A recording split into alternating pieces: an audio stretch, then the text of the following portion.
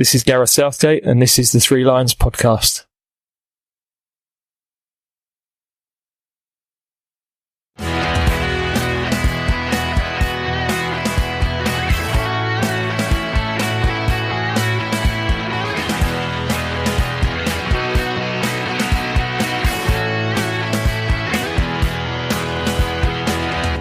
Hello and welcome to the Three Lions podcast. My name is Russell Osborne and this is an independent England football supporters podcast. I hope I find you well and I hope you've enjoyed some of the recent episodes that have come your way.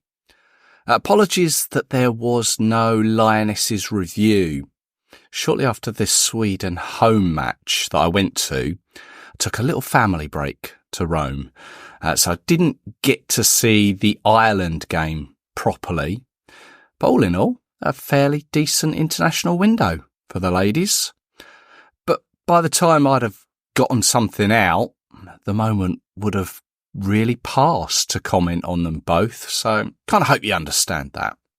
But they are back in action at the end of May and the beginning of June at France, home and away.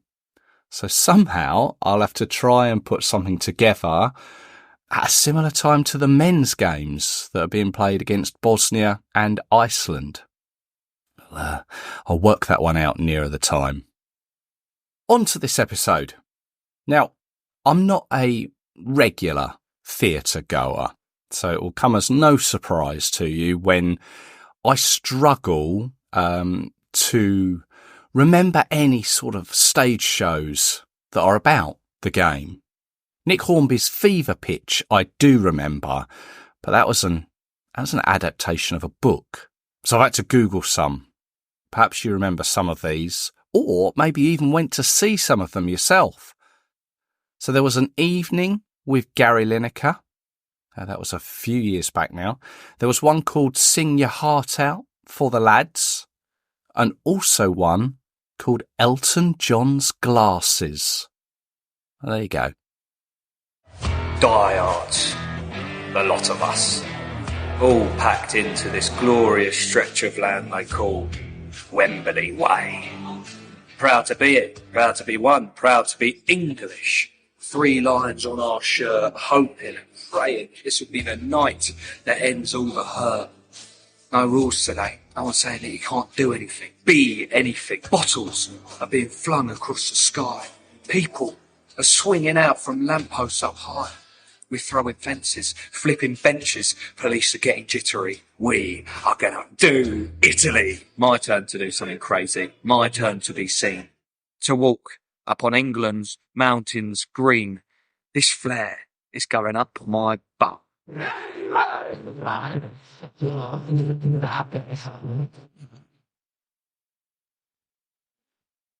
Now, in the past, I've spoken with players, fans, authors, all had something to do telling us about playing, watching, writing for England.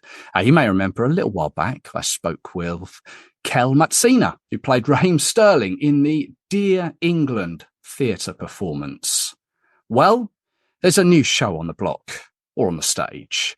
Entertainment Now said, boozy, ballsy, brilliant. He executed 5 stars. Broadway Baby, a gem of a play, 5 stars. The Scotsman, pacey and involving, gets to the heart of it, 4 stars. But they're Scottish. It is my pleasure to welcome to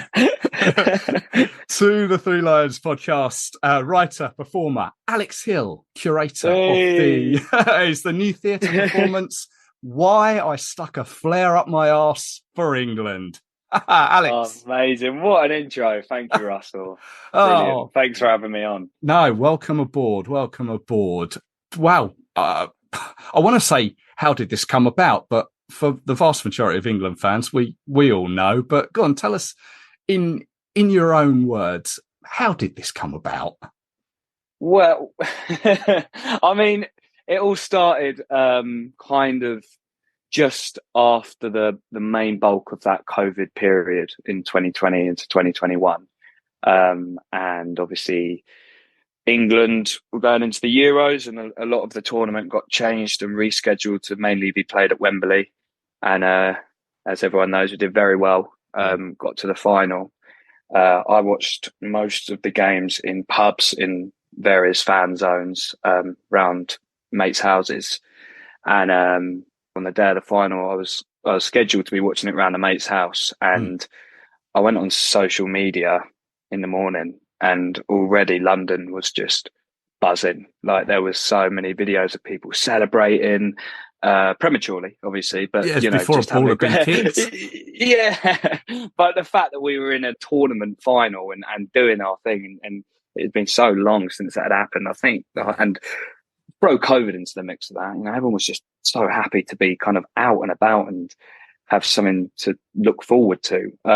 So I said to one of my mates, I said, before we go around our mate's house, should we go into London and just sort of soak up the atmosphere? So we hopped on the tube to Wembley Park, and I just remember the heat, like at the top of the stairs of Wembley Park tube station, like the sheer heat coming off all these bodies, just jammed in like side to side, and it was really kind of it felt a little bit like the end of the world. It was kind of like, it was one of those sites that you don't really see every day, and we walked down into it and was like celebrating and chanting and drinking beers on Wembley Way, and the whole day was joyous, really. And then slowly it just started to change a little bit, just into sort of the mid-afternoon, 3-4 o'clock. It just felt a bit more dangerous, and people started throwing glass bottles and flipping fences and screaming at the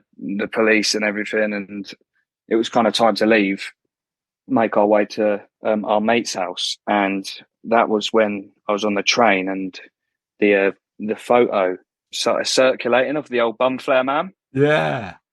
And that was it, really. It kind of, that whole experience stayed with me. Then going obviously to watch the game, losing the game as typical England, and that entire day just really stayed with me. And I was in the second year of my drama school, training at the time to be an actor. And throughout my third year, the following year, it kept sort of prodding at me that there was a story to be told there. And so I started piecing it together. And when I graduated, I started writing it, and then took it to the Fringe. And here we are now, transferring to the off West End at London Southwark Playhouse, which is really, really exciting. That's amazing. Oh, we'll come to the Southwark Playhouse in a moment.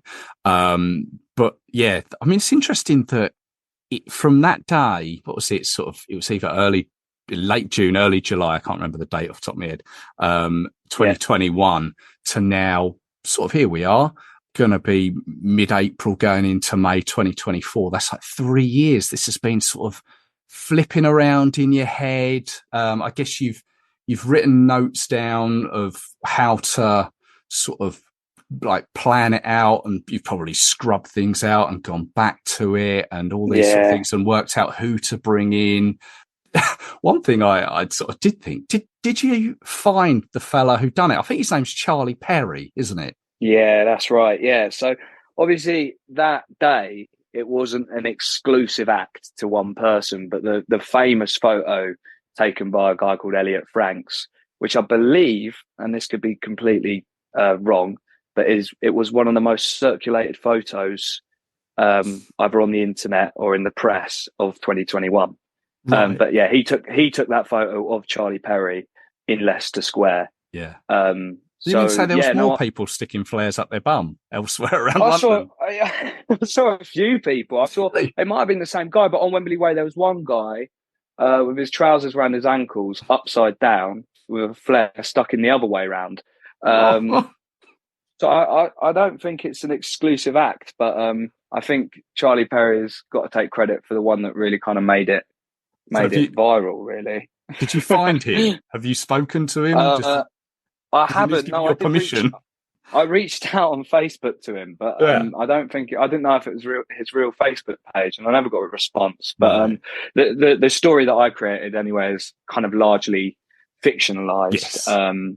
And sort of taken away from him. And really, actually, the whole flare incident is kind of just a catalyst for a whole different kind of story, which is sort of the lovely thing about it is when we're at the Edinburgh Fringe, people would sort of come to the show based on what they'd seen online about it, or the posters where it is sort of me in some St George's Speedos, basically, and why I stuck a flare-up mask for England. I think people came with a certain expectation of this is just going to be, you know, like an hour of kind of absurd comedy, but it's not really. It's kind of, there's a few more layers to it, which is really nice, and it's really nice to kind of subvert those expectations and tell a story that feels quite truthful about, you know, the state of sort of English football fans and well, sport fandom really in our country in general.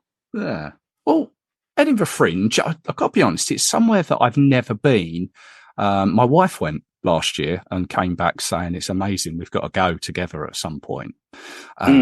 So how did getting to the Fringe come about? Because from what I can gather, that's hard work. Yeah, it's. I mean, there's many different ways to do it. There's lots of, hundreds of venues, and thousands of shows. I think last year there was about 3,500 different shows going on across sort of theatre, cabaret, spoken word, comedy. So there's so much going on. There's a lot of opportunity. As a festival, it's a really great place for kind of artists to present new work and showcase themselves and tell different stories.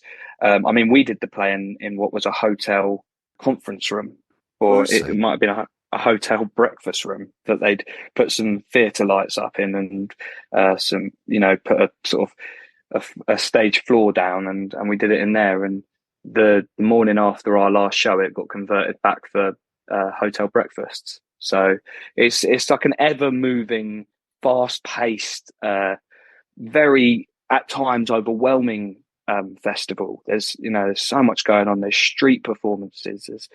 There's all sorts, but really it's just a great kind of atmosphere and a great place to showcase new work. Wow, it's certainly somewhere on my bucket list, and I will get there at some point. Just to 100%. Yeah, just to seek out something a little bit different. And yeah, I mean, it didn't realise that they were being like a hotel conference room or something like that. Oh yeah, they're all over the place. Yeah, literally. Wow.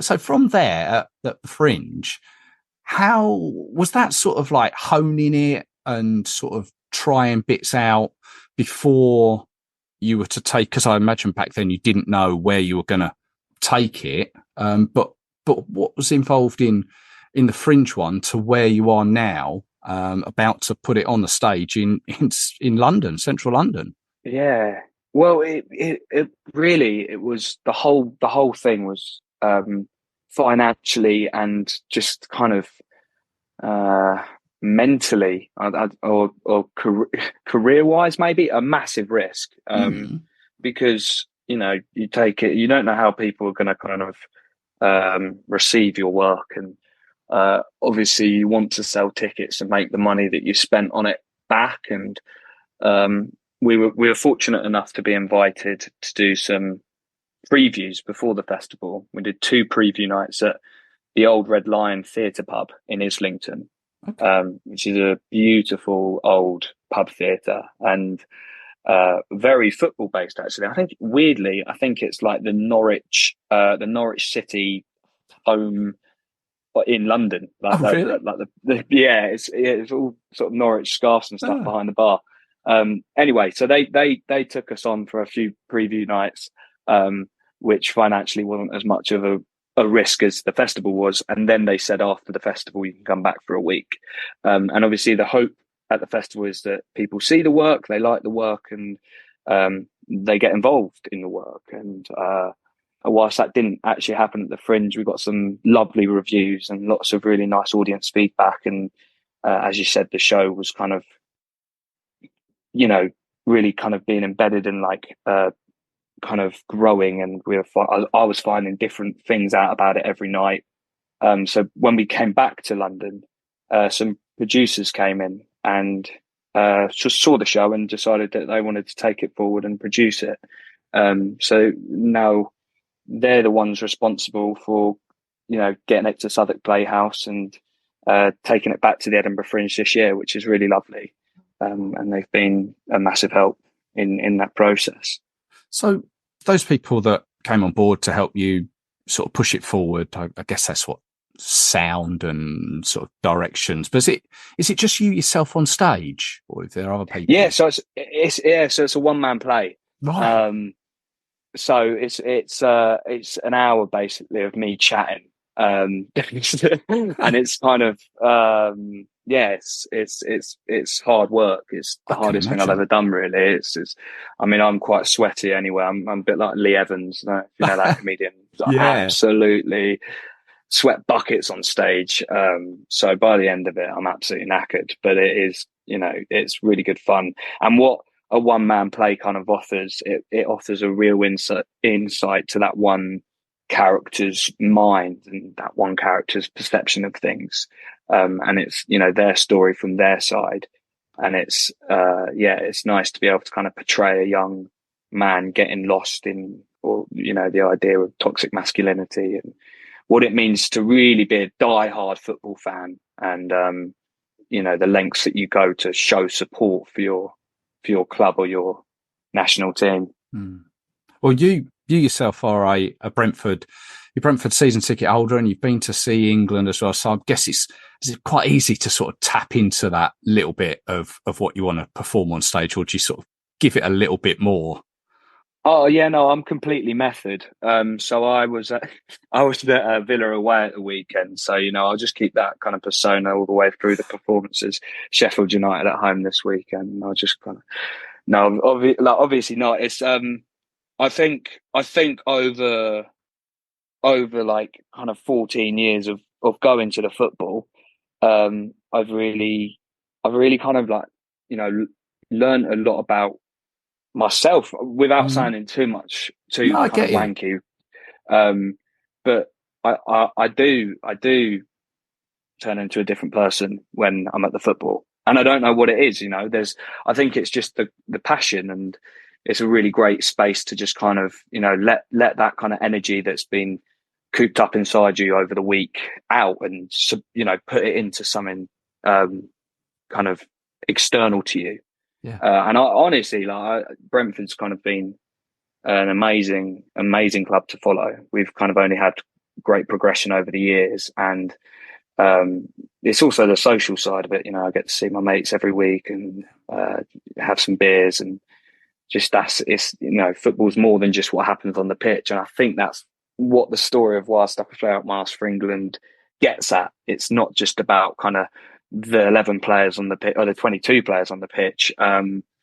It's about the day. It's about waking up. It's about going for a breakfast with your mates and then having some beers, meeting down the pub, winning or losing. And then if you win, you're more likely to go for a few more beers after. Or if you lose, you might go for one sorry pint, or you might just go straight home.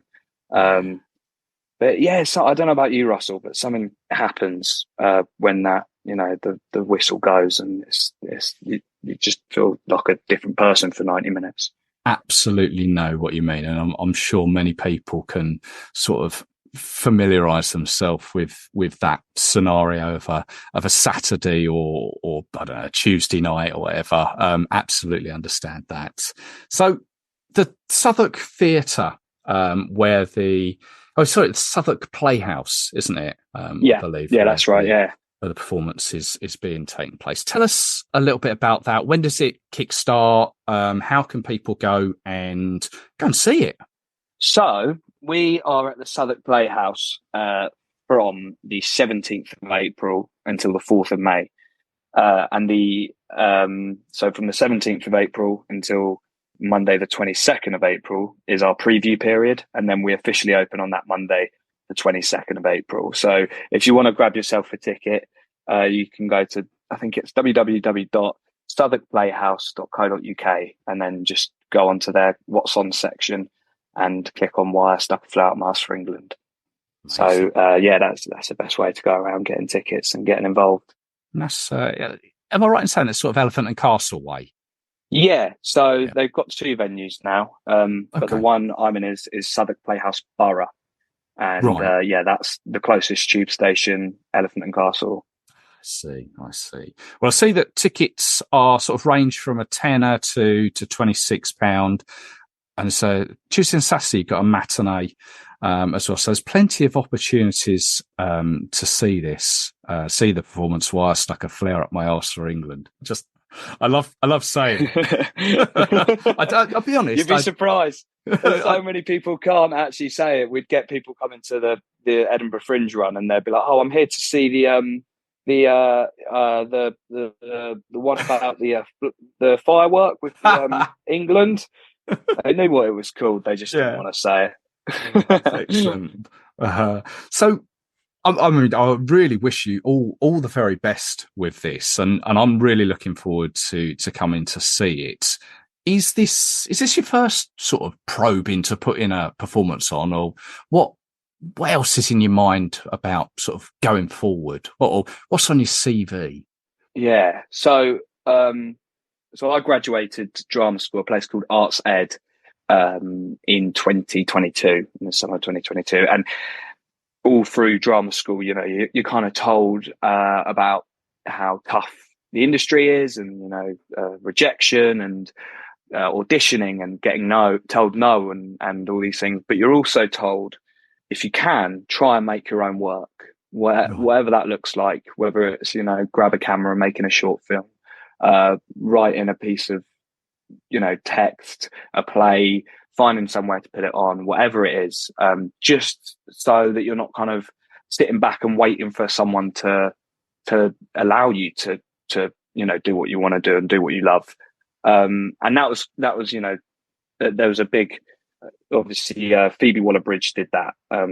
She was one of the big, I want to say, pioneers for kind of putting on a one-person play and, you know, having success with it. And after she did that with her Fleabag show, which was then made into a BBC series, you know, after that, even more people were saying it. And so it was always in my head, that's what I wanted to do. And so I gave it a stab with this, and it's so far paying off really nicely. And I'm very grateful to everyone that's kind of helped me out with that. But going forward as well, I want to tell more stories and write more and do more. I think football is an excellent way of telling stories. I think it kind of within itself builds a lot of narratives. You mentioned obviously Dear England, and talking to a cast member in that, I absolutely loved that play and what that did for theatre in general, and bringing in new audiences. And it's not often you sit in the National Theatre and look around and see football shirts. You know, it's great, and I think they're the kind of stories that make theatre what it is. You know, about bringing people that usually wouldn't be in a room together, you know, together, and that's what it's all about. So if I can sort of continue to make those, you know, stories, or be involved with those stories, that would be, you know, a real privilege. And yeah, this is, you know, I mean, this is sort of my professional debut, if you like. And again, I'm very kind of grateful for everyone that has helped me out along the way with it, and whether it be, you know, reading a first draft or a second draft, or you know, just coming to buy a ticket. You know, it's just, yeah, it's been a bit of a whirlwind. As I said, very grateful. Marvellous. Well, I'm going to dig out an England shirt to wear when I come and see Amazing. it. It's amazing. Yeah, why I stuck a flare up my arse for England is at the Southwark Playhouse between the 17th of April and the 4th of May. Go get your tickets. And I guess it's going to be all on the socials, isn't it? Any particular ones that you want to push? The socials, you can follow the play on Instagram at bumflareplay, and on Twitter or X as well. So at bumflareplay. Excellent, Alex. Thank you very much. And I wish you all the very best with it and going forwards. Thank you very much, Russell. Thank you so much for having me on.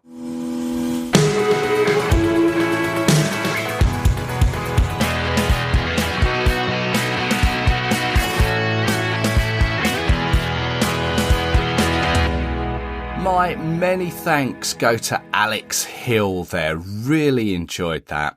Also, thank you to Susie for organising it for us. Now, the show takes place at the Southwark Playhouse Borough. The postcode is SE1 6BD. D if you want to Google it, if you want to go to it, if you want to find out more about it. It runs from the 17th of April to the 4th of May.